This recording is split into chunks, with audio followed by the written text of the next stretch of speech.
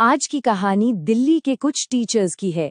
एक ऐसा ग्रुप जिनकी नए साल की ट्रिप एक बुरे बल्कि एक डरावने सपने में बदल गई। तो क्या होता है जब एक ड्रीम वेकेशन एक असल जिंदगी की हॉरर स्टोरी बन जाए?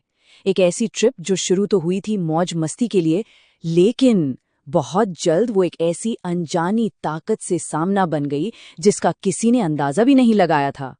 तो चलिए कहानी की शुरुआत करते हैं। बात दिल्ली से एक स्कूल की है जहां कुछ टीचर दोस्त मिलकर न्यू ईयर पर कहीं घूमने का प्लान बनाते हैं और वो मनाली जैसी भीड़भाड़ वाली जगह की बजाय चुनते हैं जिभी की शांत खूबसूरत वादियों को। इस ग्रुप में टोटल 9 लोग थे, कुछ कपल्स कुछ सिंगल दोस्त। ट्रिप का सारा प्लान बनाया था रोहन ने, जो एक स्पोर्ट्स टीचर हैं, और इसी ग्रुप में थी दीक्षा और रिद्धि, जो रोहन की काफी करीबी दोस्त थीं। प्लान के मुताबिक 1 जनवरी 2025 को उन्हें दिल्ली से निकलना था। लेकिन यहीं से ट्रिप शुरू होने से ठीक पहले ही कुछ अजीब होना शुरू हो गया था। रोहन, जिसने ये पूरी ट्रिप ऑर्गेनाइज की थी, अचानक बहुत बुरी तरह बीमार पड़ गया। इतना बीमार कि बिस्तर से उठना भी मुश्किल हो गया।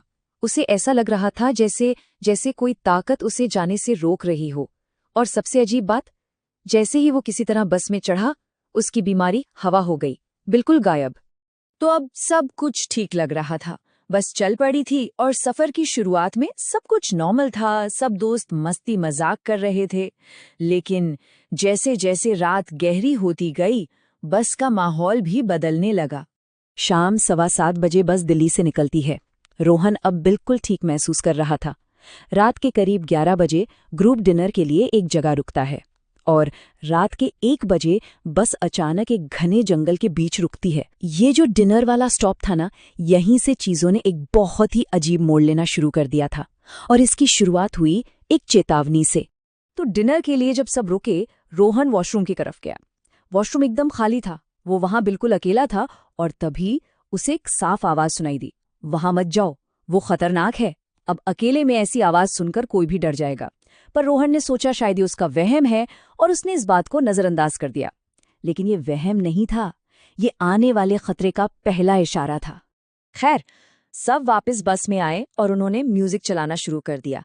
अब बस में एक बुजुर्ग महिला भी थी जिन्हें इस शोर से थोड़ी परेशानी हुई। उन्होंने शिकायत की और उनकी शिकायत के बाद दीक्षा, जो ग्रुप का हिस्सा थी, अचानक अपनी सीट से उठी और उस महिला को बेहद गुस्से और अजीब ढंग से घूरने लगी, मानो वो दीक्षा थी ही नहीं। उसका पूरा बिहेवियर ही बदल गया था। उसके दोस्तों ने जब उसे वापस सीट पर आने को कहा, तो जैसे ही वो अपनी सीट की तरफ मुड़ी, वो अचानक बस के फर्श पर गिर पड़ी। वो अपना गला पकड़े हुई थी और बुरी तरह तड़प रही थी। ऐसा लग रहा था जैसे कोई अनदेखी चीज उसका गला घोट रही हो। जब दीक्षा को थोड़ा होश आया तो सबने देखा कि उसके गले पर 4 उंगलियों के साफ निशान बने हुए थे।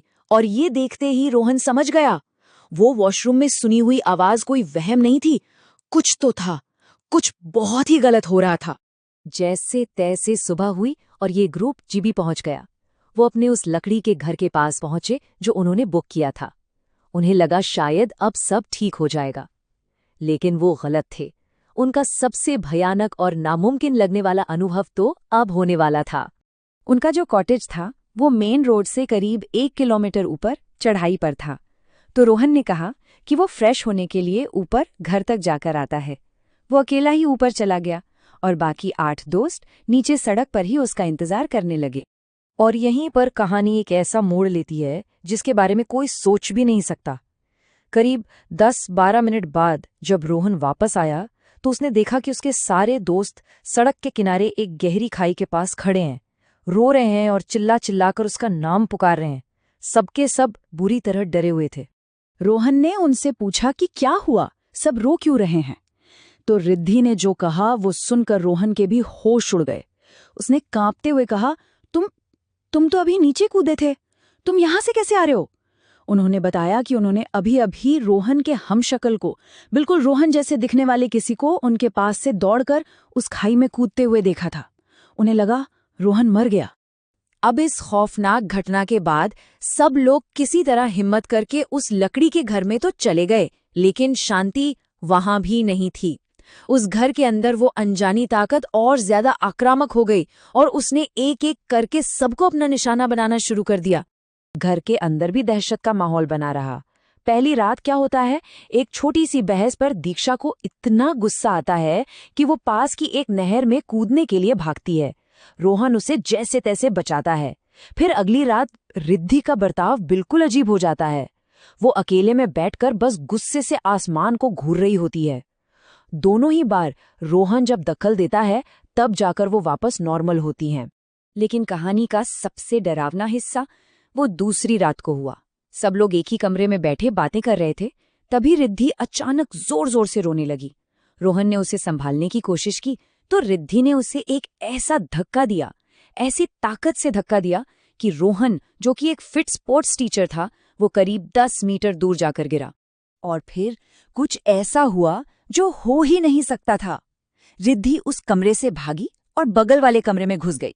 अब ये वो कमरा था जिसे उन्होंने बाहर से कुंडी लगाकर बंद किया हुआ था, लेकिन वो उसके अंदर चली गई और दरवाजा अंदर से बंद कर लिया। सब घबरा गए। रोहन ने दरवाजे में बनी एक दरार से अंदर झांकने की कोशिश की और जो उसने अंदर देखा वो मंजर रोंगटे खड़े कर देने वाला था। रिद्धि जमीन पर नहीं थी, वो दीवार पर सीधी ऊपर की तरफ खिसक रही थी, बिल्कुल सीधी, जैसे कोई उसे बालों से पकड़कर ऊपर खींच रहा हो। इस बेहद डरावने पल में रोहन ने फौरन अपने गुरुजी को वीडियो कॉल किया। गुरुजी ने फोन पर ही कुछ मंत्र पढ़ने शुरू किए और जैसे ही मंत्र पढ़े गए, रिद्धि धड़ाम से दीवार से नीचे गिर पड़ी और होश में आ गई। लेकिन सवाल वही था, आखिर ये सब हो क्यों रहा था? और इसका जवाब उन्हें मिला एक स्थानीय पुजारी के पास। हनुमान मंदिर में एक पुजारी जी ने पूरी बात सुनी और फिर बताया कि ये सब शुरू हुआ उनकी एक गलती की वजह से। सफर के दौरान जब बस रात में जंगल में रुकी थी तो उन्होंने अनजाने में एक पवित्र पीपल के पेड़ के नीचे टॉयलेट कर लिया था। पुजारी जी ने बताया कि उस पेड़ पर 2 आत्माएं रहती थीं जो इस बात से नाराज हो गईं और उनके पीछे पीछे जिब्भी तक आ गईं। अब उन आत्माओं से पीछा छुड़ाने के लिए पुजारी जी ने एक उपाय बताया। उन्होंने सबके हाथ में एक पवित्र धागा बांधा और एक लाइन बोलने को कही। वो लाइन थी, जो हमारे साथ हैं वे यहीं रहें और हमें जाने दे। और इसके बाद उन्होंने एक सख्त हिदायत दी कि मंदिर से निकलने के बाद चाहे कुछ भी हो जाए, किसी को भी पीछे मुड़कर नहीं देखना है। और ठीक उनके जाने से पहले पुजारी जी ने एक और बात कही जिसने सबको अंदर तक कंपा दिया। उन्होंने कहा, वे दोनों आत्माएं अभी भी यही हैं, तुम्हारे साथ, मंदिर के ठीक बाहर तुम्हारा इंतजार कर रही हैं। ये पूरी घटना एक बहुत ही गहरा सवाल पीछे छोड़ जाती है। जब हम किसी दूर दराज की नई जगह पर घूमने जाते हैं तो हम वहाँ के अनदेखे नियमों और पुरानी मान्यताओं से कितने अनजान होते हैं, है ना? ये कहानी एक तरह से इस बात की याद दिलाती है कि कुछ परंपराएं जो शायद हमें तरकीन लगें, उनका किसी और दुनिया में, एक अनदेखी दुनिया में शायद कोई गहरा मतलब हो सकता है।